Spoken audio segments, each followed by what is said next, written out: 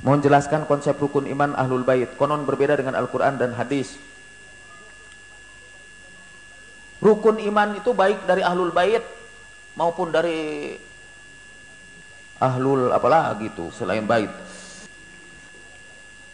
Halaman itu bahasa Arabnya apa? Fina. Selain fina apa lagi? Saha.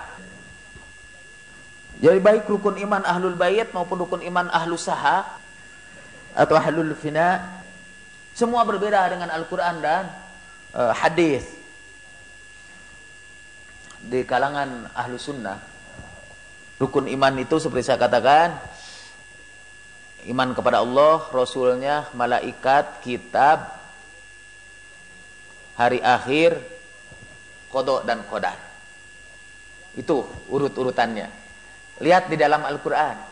Amanar rasulu bima unzila ilaihi min rabbih wal mu'minun kullun amana billah wa malaikatihi wa kutubihi wa rusulihi la nufarriqu baina ahadin min rusulihi wa qalu sami'na wa ata'na ghufranaka rabbana wa ilaikal masir. Dalam Al-Quran rukun iman itu cuma 4 tuh. Kullun amana billah wa malaikatihi wa kutubihi wa rusulihi. Kenapa ini 6? Ada 6 tambah apalagi hari kiamat dan qada dan qadar. Itu tidak ada dalam Quran. Nah, rukun iman ahlul bait juga tidak ada dalam Al-Quran. Karena rukun iman ahlul bait itu satu, tauhid. Rukun iman yang pertama tauhid. Kata tauhid itu tidak ada dalam Quran dan hadis. Jadi kalau ada orang yang suka bicara tentang Quran dan hadis lalu mengajarkan kuliah tauhid, tidak ada itu dalam Quran dan hadis tauhid itu. Kemudian yang kedua nubuwah, kenabian. Yang ketiga al-ma'ad, hari kebangkitan. Yang keempat al-imamah, kepemimpinan. Tidak ada itu urutan seperti itu di dalam Al-Quran. Tapi sekali lagi, semua baik rukun iman ahlul bait maupun rukun iman ahlus sahah itu sama-sama sebetulnya diambil dari seluruh Al-Quran dan dari seluruh hadis. Keimanan kepada Allah sama sebetulnya dengan keimanan terhadap tauhid. Sama. Karena iman kepada Allah itu, kata orang ahlul bait, kan bisa macam-macam. Orang Kristen juga iman kepada Allah, orang Hindu juga iman kepada Allah. Yang membedakan kita dengan yang lain, tauhid. Karena itu kita tidak cukup iman kepada Allah saja, tapi beriman kepada tauhid. Itu kalau mau dengar alasannya. Tapi sebetulnya sama saja tauhid dengan iman kepada Allah itu.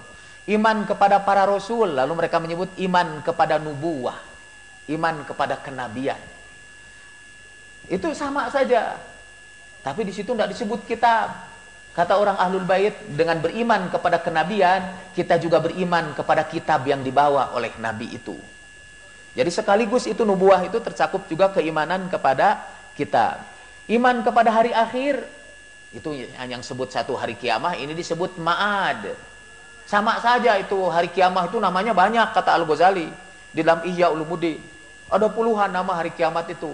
Yaumul Hasyr, Yaumul Hasarat, Yaumul Qiyamah, Yaumut Taghabun, Yaumul Ma'ad. Itu sama saja.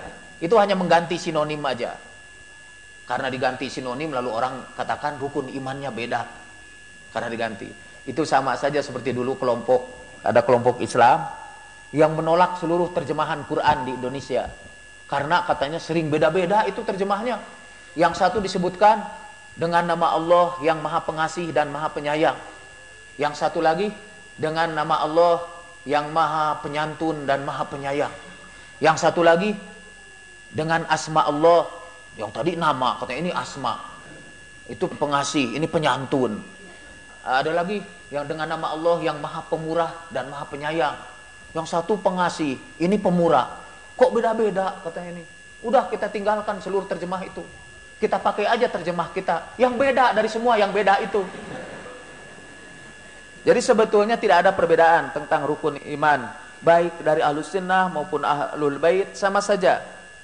Dan semuanya merujuk dari Al-Quran dan Al-Hadis. Semuanya dari Al-Quran dan Hadis. Cuma tidak dari ayat demi ayat, dari seluruh kandungan Al-Quran dan Al-Hadis.